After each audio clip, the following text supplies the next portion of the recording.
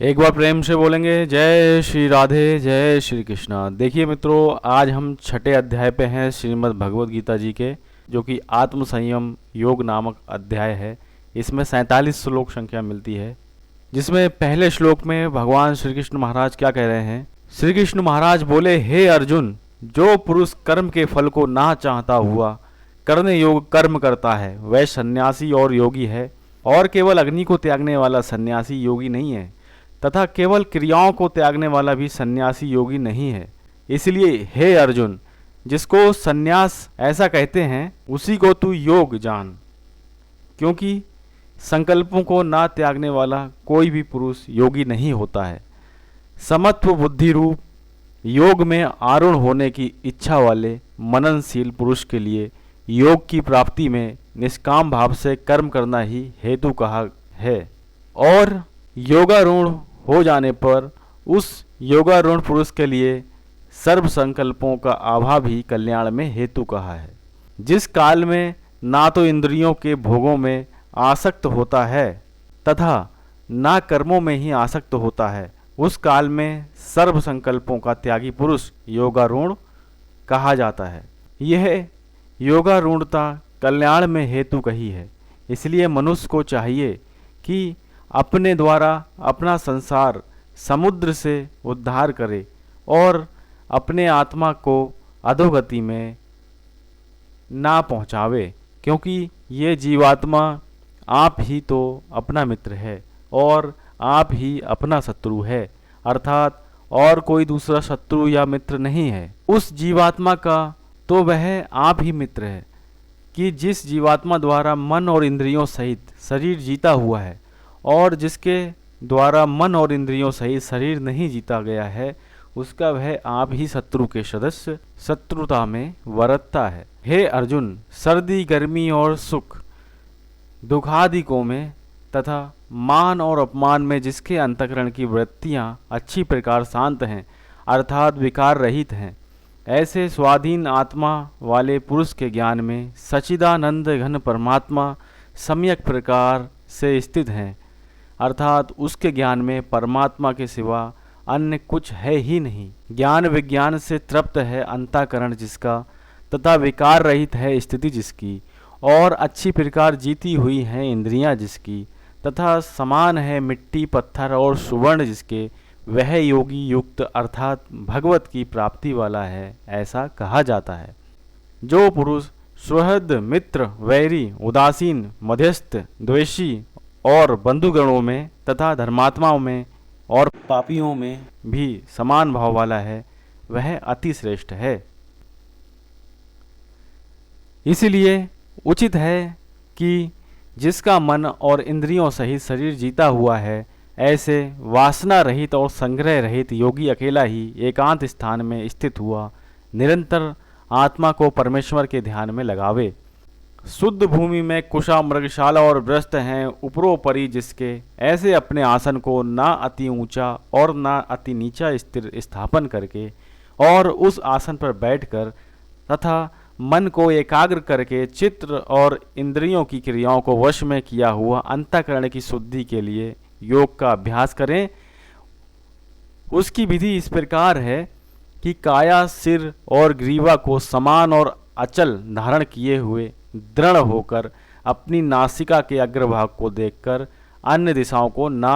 देखता हुआ, और ब्रह्मचार्य के व्रत में स्थित रहता हुआ भय रहित तथा अच्छी प्रकार शांत अंतःकरण वाला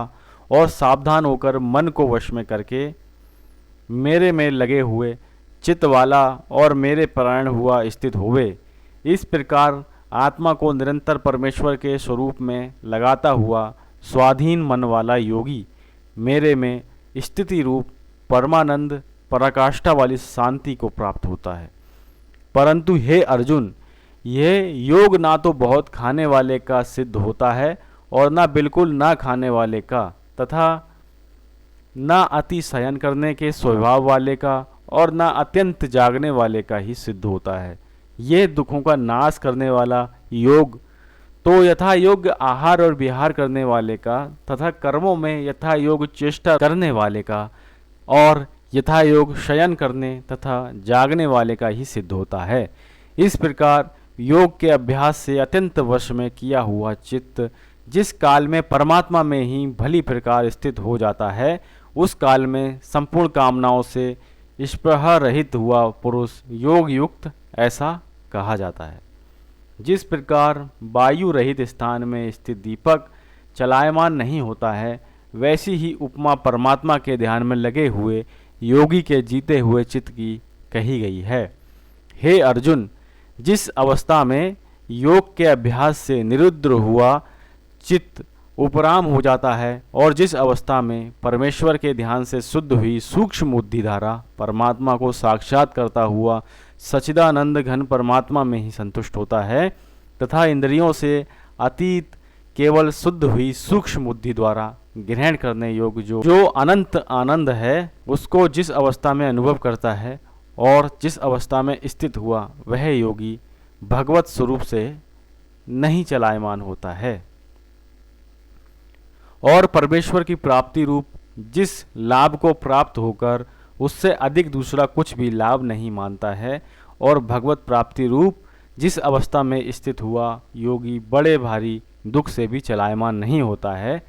जो दुख रूप संसार के संयोग से रहित है तथा जिसका नाम योग है, उसको जानना चाहिए। वह योग न उकताए हुए चित्त से अर्थात तत्पर हुए चित्त से निश्चय पूर्वक करना कर्तव्य है। इसलिए मनुष्य को चाहिए कि संकल्प से उत्पन्न होने वाली संपूर्ण कामनाओं को निश्चेष्टता से अर्थात वासना और आसक्ति सहित त्याग कर और मन के द्वारा इंद्रियों के समुदाय को सब ओर से ही अच्छी प्रकार वश में करके क्रम क्रम से अभ्यास करता हुआ उपरामता को प्राप्त होवे तथा धैर्य युक्त बुद्धि द्वारा मन को परमात्मा में स्थित करके परमात्मा के सिवा और कुछ भी चिंतन ना करे। परंतु जिसका मन वश में नहीं हुआ हो, उसको चाहिए कि यह स्थिर ना रहने वाला और चंचल मन जिस जिस कारण से सांसारिक पदार्थों में विचरता है, उससे रोककर बारंबार परमात्मा में ही निरोध करे। क्योंकि जिसका मन अच्छी प्रकार शांत है और जो पाप से रहित है और जिसका रजोगुण शांत हो गया है, ऐसे इस सच्चिदानंद घन ब्रह्म के साथ एक ही भाव हुआ योगी को अति उत्तम आनंद प्राप्त होता है। वह पाप रहित योगी इस प्रकार निरंतर आत्मा को परमात्मा में लगाता हुआ सुखपूर्वक परब्रह्म परमात्मा की प्राप्ति रूप अनंत आनंद को अनुभव करता है। हे अर्जुन, सर्वव्यापी अनंत चेतन में एक ही भाव से स्थिति रूप योग से युक्त हुआ आत्मा वाला तथा सब में संभाव से देखने वाला योगी आत्मा को संपूर्ण भूतों में बर्फ में जल के सदृश व्यापक देखता है और संपूर्ण भूतों को आत्मा में देखता है। अर्थात जैसे स्वप्न से जगा हुआ पुरुष स्वप्न के संसार को अपने अंतर्गत संकल्प के आधार पर देखता है, वैसे ही वह पुरुष संपूर्ण भूतों को अपने सर्वव्यापी अनंत चेतन आत्मा के अंतर्गत संकल्प के आधार पर देखता है। जो पुरुष संपूर्ण भूतों में सबके आत्म रूप मुझ वासुदेव को ही व्यापक देखता है और संपूर्ण भूतों को मुझ वासुदेव के अंतर्गत देखता है, उसके लिए मैं अदृश्य नहीं होता हूँ और वह मेरे लिए अदृश्य नहीं होता है, क्योंकि वह मेरे में एक ही भाव से स्थित है। इस प्रकार जो पुरुष एक ही भाव में स्थित हुआ संपूर्ण भूतों में आत्म रूप से स्थित मुझ सच्चिदानंद घन वासुदेव को भजता है, वह योगी सब प्रकार से वरतता